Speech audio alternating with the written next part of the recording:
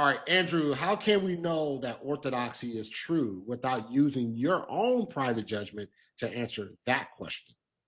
Interesting, because we have to look at epistemic justification first. Who's we?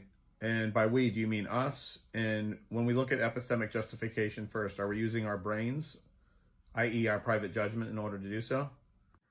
So if it's the case that we have epistemic justification, we have to be able to reconcile some serious questions like the problem of evil and other things that Protestantism can't even touch. By reconcile, do you mean we're using our brains and our own private judgment to do so? And so how Jay Dyer likes to explain this, and I think he's right about this, he talks about the impossibility to the contrary. The possibility to the contrary isn't saying that I'm trying to think of the best way to phrase this. It's not saying that that all other things are impossible. Rather, it's eliminating all other possibilities other than orthodoxy as being true from an epistemic standpoint. So who's doing the eliminating? And when we are doing the eliminating, are we using our brains, i.e., our own private judgment, to do this eliminating? What I would say is we have to go back to the root for our presuppositional arguments when it comes to how it is that we can even make justifications and claims to begin with the nature of God. And I would argue that without monarchical Trinitarianism, you can't even do that.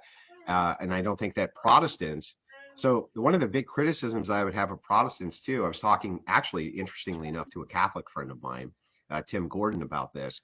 I said, one of the most interesting parts is it's almost like they stop at Acts.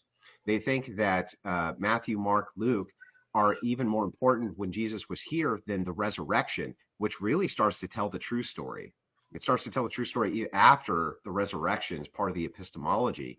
And I would advise everybody to backstep church history back to its epistemic roots and then rule everything else out only via impossibility to the contrary, meaning nothing else can be true other than this. And I feel like there's good, compelling arguments which can be made on its behalf.